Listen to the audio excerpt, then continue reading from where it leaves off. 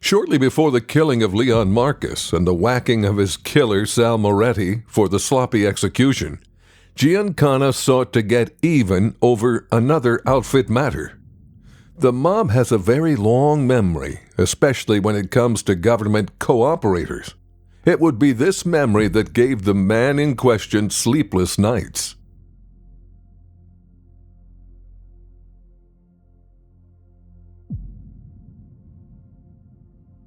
In the 1930s, Frank Nitti, the front boss of the Chicago outfit, dispatched Willie Bioff to California as muscle to help mob-controlled union leader George Brown, who later became president of the International Alliance of Theatrical Stage Employees.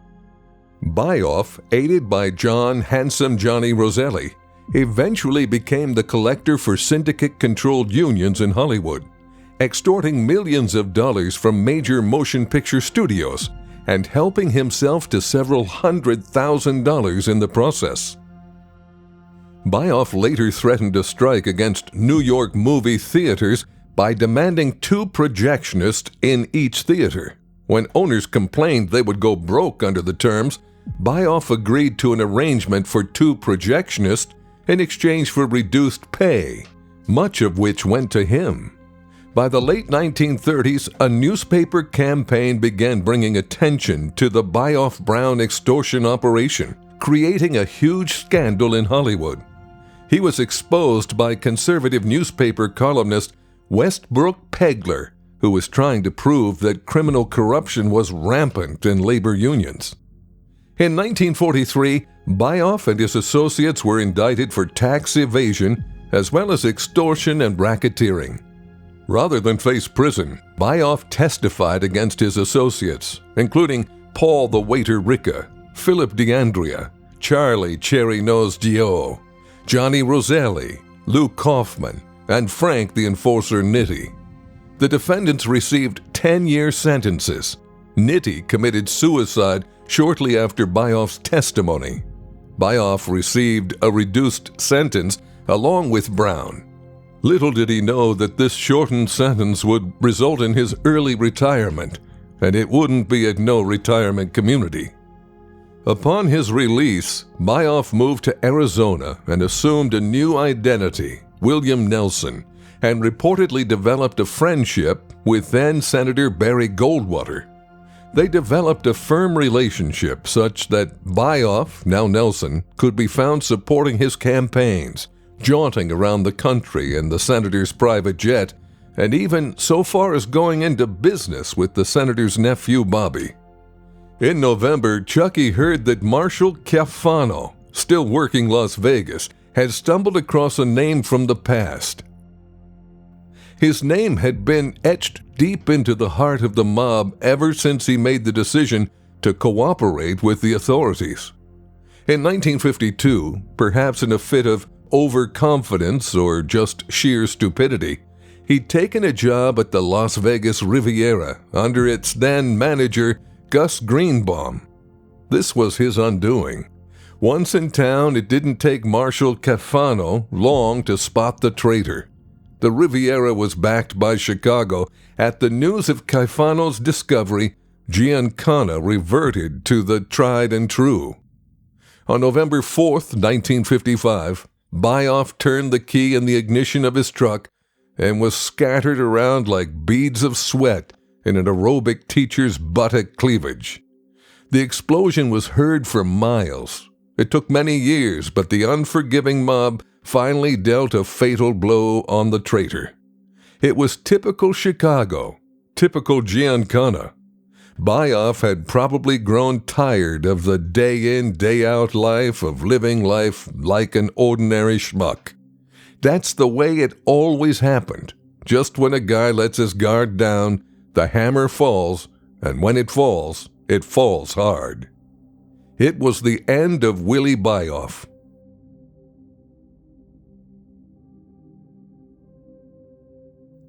Fond of saying, "Give me a man who steals a little, and I can make money," Giancana had no problem with a thief. For a guy to steal a little was fine, but God help the man who pushed his luck too far. Giancana's reaction would be swift and brutal, and he always made it a point to make an example of a transgressor. Such was the case that fall of 1958.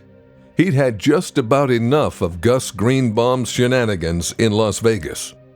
A similar situation happened 10 years prior when it was discovered that the Flamingo's losses were due not to lack of business, but to Bugsy Siegel's rampant personal skimming. The order was given for his elimination. Chicago sent 2 soldiers to handle the job, and Siegel was riddled with bullets in Beverly Hills on June 20th, 1947. His eyeball was shot out and found a few feet away.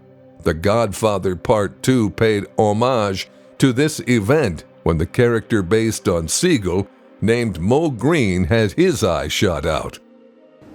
He was banging cocktail waitresses 2 at a time.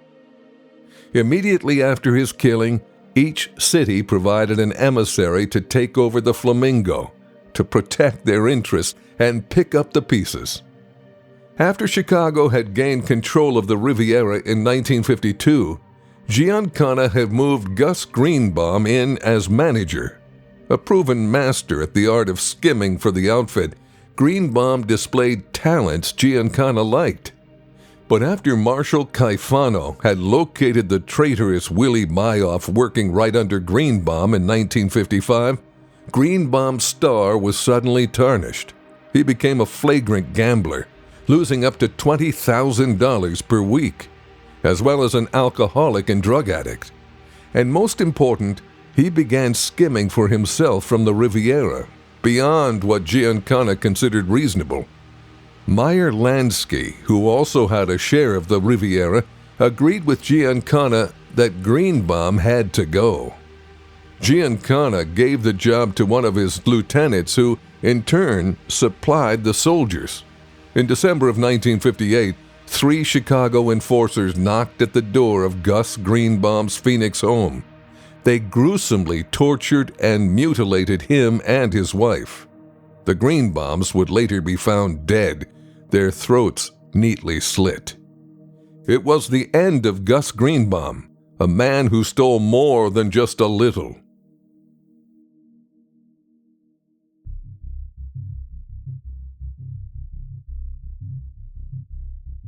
Around the same time, trouble was brewing in New York. The man at the center of the drama was a Sicilian mobster who rose to power during Prohibition as an enforcer.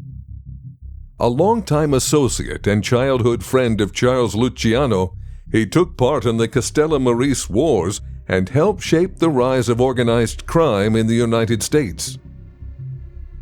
Along with Luciano, he helped the expansion of the heroin trade to an international level.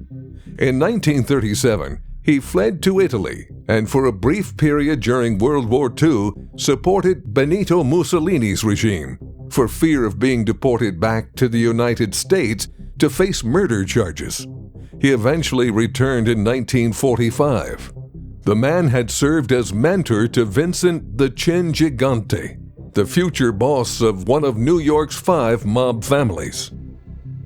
In 1957, the Sicilian gangster vied for the title Boss of Bosses by ordering the murder of Albert Anastasia and the botched murder attempt of Frank Costello. Immediately following this, he called a mafia summit to consolidate his power, but the meeting was raided by the police. The man was none other than the fearsome Vito Genovese. One day that spring, Willie Potatoes, with his platinum blonde girlfriend by his side, strolled across the black and white terrazzo floor of the Thunderbolt Lounge in Chicago and declared, "Guess what just happened in New York? Chuck was at a table with Rocky Potenza and Johnny Matissa," and in unison they kiddingly cried out. Willie leaned down toward the trio and whispered, "Mooney and the guys got Genovese. Got him on a narcotics rap." "The bastard deserved it," Rocky piped up. Willie turned to the blonde. "Go powder your nose, honey," he said, winking at the guys. She nodded. "Okay, Willie." "Take your time," Willie called out as she turned to go. Willie just grinned as he sat down at the table. "So what's the deal out there?" Chuck asked, motioning to the bartender for another round of drinks. A broad smile crossed Willie's face, exposing a toothy, almost sinister grin. "Seems a guy of mine," he ratted on Genovese. "A guy of yours?" Mutessa gasped in disbelief. Willie, pleased by the impression he made, laughed and nodded. "Yeah, a guy of mine. A Puerto Rican. Mooney used him to set Genovese up on a drug rap," Willie said with pride. "You know that cocksucker Genovese's been trouble ever since he tried to hit Costello." Chicago supplied the Puerto Rican stool pigeon. The New York guys kicked in $25,000 apiece and promised the stoolie $3,000 a month for the rest of his life just to talk in court and give enough information on Genovese to send him to the slammer. Confined to the four walls of a high-security prison, Genovese would never see the streets of New York ever again. He died in 1969. Deep down, Giancana and the other mob bosses knew that Genovese never had the makings of a varsity mob boss. Putting him out to pasture seemed to be the wisest thing to do. It was another masterstroke by Giancana and his New York allies. Putting bosses out of commission was becoming a trademark of the ruthless and savvy Giancana. The incident almost reminded him of his early days on the streets more than 30 years ago when he was summoned on a job to deliver a message to an old Sicilian. Al Capone decided his partner Johnny Torrio should step aside so he can take the reins. Johnny Torrio had built up an empire in Chicago with a vast array of criminal rackets and enterprises, such as bootlegging, gambling, and prostitution. He'd enlisted Capone from New York to help him run his empire.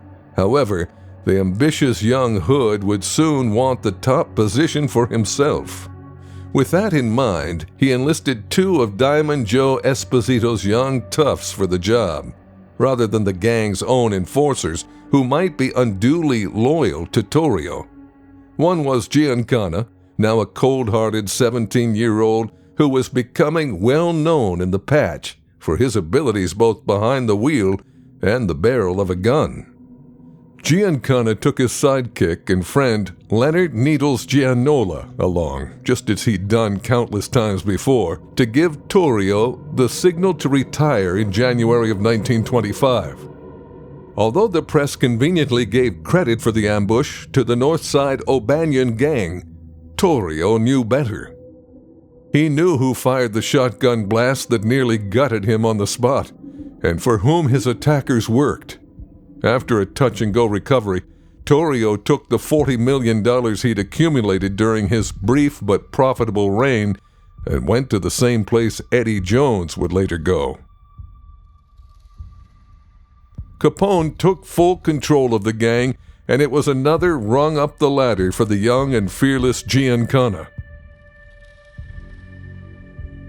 For literally decades, J. Edgar Hoover had insisted there was no such thing as an organized crime syndicate. He'd scorned Estes Kefauver's assertion in the early 50s that an organized Italian underground existed in the United States. Oh, how wrong he was. Recently, he'd poo-pooed Kennedy and McClellan. Now, due to the events at Appalachian, he was faced with public ridicule for his lack of knowledge on the subject of organized crime. But perhaps worst of all, his ego had suffered. He'd been beaten to the punch by a handful of New York cops, along with the FBI's longtime rival, the Bureau of Narcotics.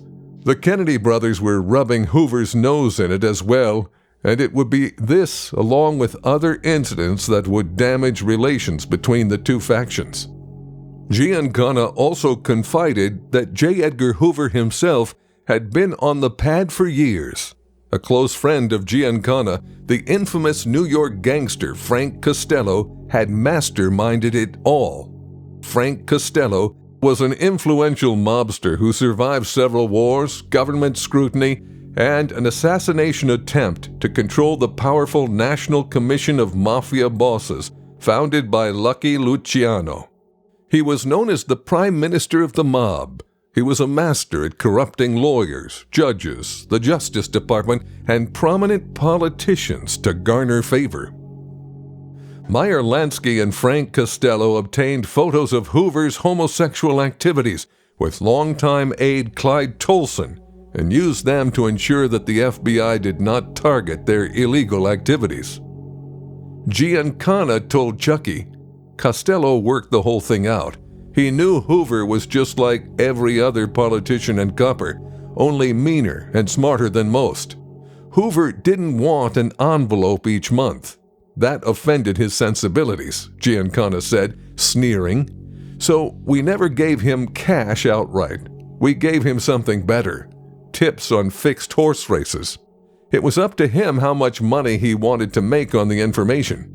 He could bet $10,000 on a horse that showed 20-1 odds if he wanted, and he has. He would get a trusted aide to put down the winning bet for him and then put a small bet on another horse himself to cover his tracks. If he was ever investigated, he had a record of the bets he made." The FBI was in the mob's pocket all along. Many years later, federal agents would be so far up Giancana's ass that he could taste Brill cream.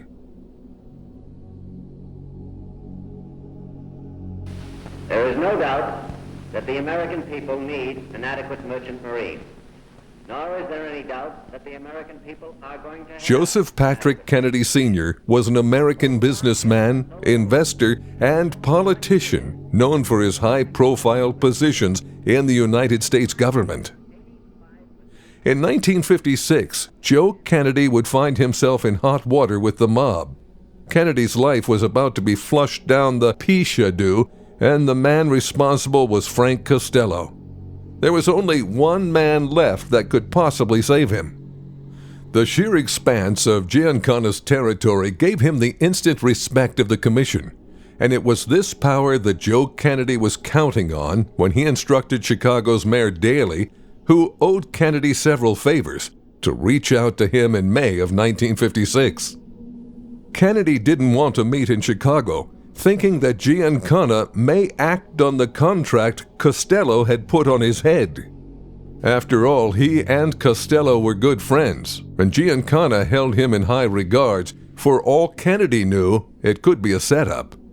Kennedy wanted the meeting to be held on the East Coast, but Giancana flatly declined.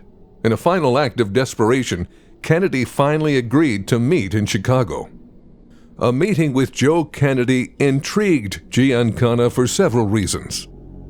Although most closely tied to Costello and New York, Kennedy was no stranger to Chicago. Giancana had known the scheming Irish bootlegger for over 25 years, a relationship that hailed back to the days of Diamond Joe Esposito and Giancana's sugar runs to Boston during Prohibition's heyday. Nor had he forgotten the scrape Kennedy had had with Detroit's Purple Gang. Chicago had bailed the arrogant Irishman's ass out of a sure hit back then. The two powerhouses would meet in a suite in the Ambassador East Hotel in Chicago. Giancana looked distractedly around the suite. He'd take his time, make the guy sweat a little. He finally lit a cigar and met Joe's eyes. "So what can I do for you, Joe?" He tapped his cigar on the ashtray. "I need your help," Kennedy blurted out. "My help?" Giancana placed one hand over his heart in mock innocence. "Why my help?" Kennedy cleared his throat. Giancana knew it was tough for the old man to come crawling to Chicago, hat in hand, and he watched with some pleasure as the man's hands twisted in his lap. They were the only outward sign of his anxiety. "Sam, I know you're close with Frank Costello, and I have a problem. A misunderstanding, really, with him." Still playing naive, Giancana replied, "What kind of a problem?" "Well, there's a misunderstanding between Costello and me concerning some property. It's gotten blown all out of proportion," the old man said. "Misunderstanding?" Giancana raised one eyebrow. "Yeah, you see, he wants me to be the front man on a piece of property and..." Giancana cut him off. "Well, can't you do that?" Kennedy's hands clenched into fists, and suddenly defensive, he retorted indignantly, "Look, I'm in a sensitive position given my son's political career. You understand?" Giancana stood up and stared down at the man. Kennedy made a move to stand. "Sit down," Giancana barked. "What the fuck were you thinking, huh? You've insulted Frank Costello. How do you think he's going to react?" "I already know. He has a contract out on me," Kennedy said, looking down. "Well, what makes you think I could do anything about it, or for that matter, would want to?" Giancana glared down at the Irishman. Kennedy's demeanor softened. "Hey, Sam, everybody knows you're the power outside New York. You're the only one who can get Costello off my back. He doesn't understand. Not at all." He shook his head. "And how is that?" "Well, my son Jack is moving up in politics. I'm hoping he'll be president someday. Now, I can't jeopardize that, can I?" "I noticed your kid's been making quite a name for himself." Giancana turned to look out the window. "He has." Kennedy rose from his chair with a sudden burst of confidence and walked across the room to Giancana's side. "He has, and he'll continue to, as long as some ugly skeleton doesn't pop out of the closet. That, my friend, would be political suicide." Giancana spun around. "So what do you want me to do about it?" "Talk to Frank. Make him understand. I'm a marked man if you don't get this contract called off." He placed one bony hand on Giancana's shoulder and lowered his voice to a nasally whisper. "But if I live, I can help my son get to the White House. Isn't that what we've all wanted all along? A guy on the inside?" Giancana turned his back to Kennedy to face the window once again. "So let's assume I talk to Frank. I see no benefit to Chicago here. I've heard nothing today that leads me to think that you can promise me anything in return for my assistance." "I can, and I will. You help me now, Sam, and I'll see to it that Chicago, that you, can sit in the goddamned Oval Office if you want, that you'll have the president's ear. But I just need time." There was an urgency in his tone. "I get pushed, and I don't think my son has the experience or the contacts to see him through a presidential race. Do you understand now why I want you to talk to Costello?"